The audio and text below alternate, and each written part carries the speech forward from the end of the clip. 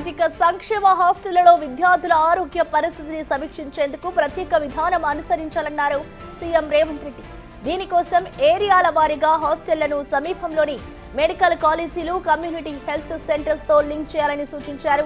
తరచూ హాస్టళ్లను సందర్శించి health checkups చేసేలా చూడాలన్నారు.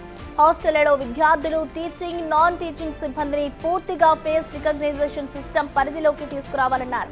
విద్యార్థులకు అందించే భోజనం క్వాలిటీ చెక్ చేసేందుకు టెక్నాలజీని ఉపయోగించుకోవాలన్నారు.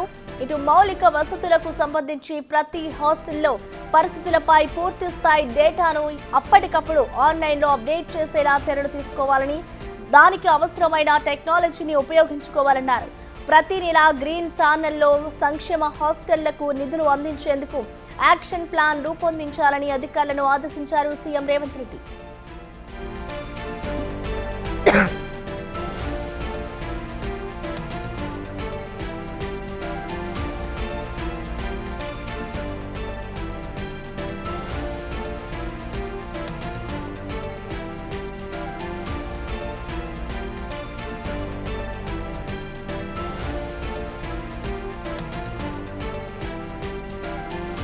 దీనిపై కంప్లీట్ డీటెయిల్స్ ని మా ప్రతినిధి వాసు అందిస్తారు. వాసు, చెప్పండి, అటు మొత్తానికి సీఎం రేవంత్ రెడ్డి అయితే హాస్టళ్లపై రివ్యూ నిర్వహిస్తున్నారు.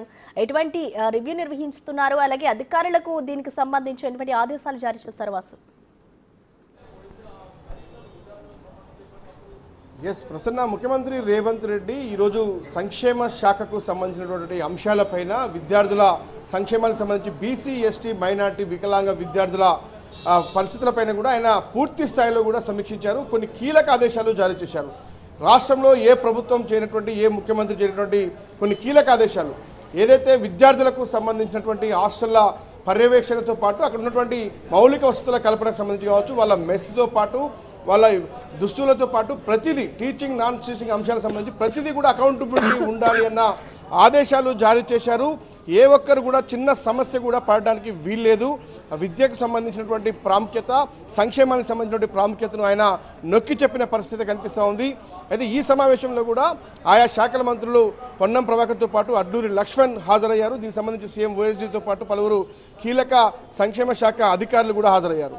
వాళ్ళందరూ కూడా చాలా స్పష్టంగా చెప్పింది ఒకటే, విద్యార్థులతో పాటు నాన్ టీచింగ్ ఉన్నటువంటి మొత్తాన్ని కూడా ఫేస్ రికగ్నిషన్ ఉండే విధంగా కూడా ఏర్పాట్లు చేయాలి, టెక్నాలజీని ఉపయోగించుకోవాలి, అకౌంటబిలిటీ, అక్కడ ఉన్నటువంటి మెస్కి సంబంధించిన వ్యవహారాలు కావచ్చు, అక్కడ ఉన్నటువంటి మౌలిక వసతులు, బుక్స్ కావచ్చు, ఇంకా మిగతా అంశాలన్నీ కూడా ప్రతిదీ అకౌంటబిలిటీ ఉండాలి, ప్రతిదీ విద్యార్థులకు అందుతున్నాయా లేదా అన్న అంశాన్ని ఖచ్చితంగా కూడా చూడాలి అన్న విషయం చెప్పారు. ఇక విద్యార్థుల హెల్త్కు సంబంధించి స్థానికంగా ఉన్నటువంటి డివిజన్ వైజ్గా ఉన్నటువంటి మెడికల్ కాలేజీలతో పాటు అక్కడ ఉన్నటువంటి హెల్త్ సెంటర్లకు ఆ యొక్క హాస్టల్ను అనుసంధానం చేయాలి, ఎప్పటికప్పుడు కూడా విద్యార్థులకు హెల్త్ చెకప్లు చేస్తూ ఉండాలి అన్న అంశాన్ని ఆయన స్పష్టం చేశారు. ఇక నిధుల శాంక్షన్ సంబంధించి ఏదైతే చిన్న చిన్న సమస్యలు ఉన్నా, అక్కడ ఏదైనా నిధులకు ఇబ్బంది ఉన్నా ఆ శాఖలపైన ఆధారపడకుండా మరోపక్క, ఎందుకంటే కింది స్థాయి నుంచి సెక్రటరేట్ వరకు కూడా పాలనా విభాగానికి వచ్చి కూడా బిల్లులు శాంక్షన్ కావాలన్నా, విద్యార్థులకు సత్వరమే న్యాయం జరగాలన్నా అది సాధ్యం కాని పని. కానీ ఇప్పుడు గ్రీన్ ఛానల్ ద్వారా,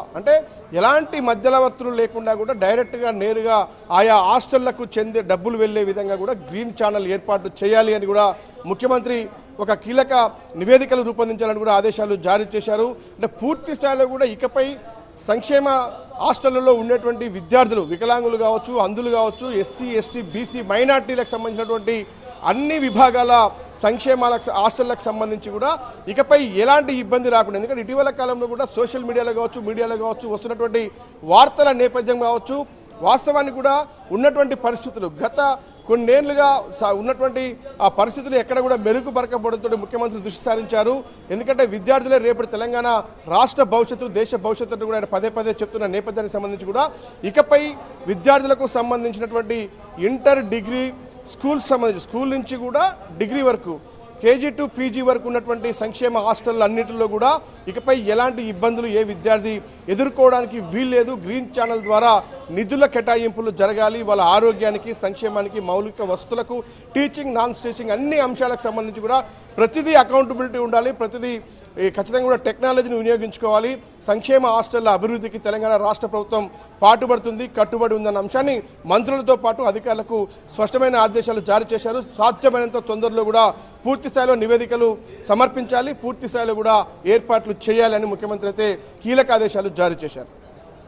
okay, thank you Vasu. So మొత్తానికి ఇటు హాస్టళ్లపై అయితే సీఎం రేవంత్ రెడ్డి రివ్యూ నిర్వహిస్తూ ఉన్నారు. ఇటు గ్రీన్ ఛానల్ ద్వారా కూడా అటు సంక్షేమ పథకాలకు సంబంధించి సంక్షేమ హాస్టళ్లలో ఏ విధంగా విద్యార్థులకి అందుతున్నాయా లేదా అనేది కూడా అధికారులు ఎప్పటికప్పుడు పర్యవేక్షణ చేయాలి అంటూ కూడా సీఎం రేవంత్ రెడ్డి అయితే ఆదేశాలు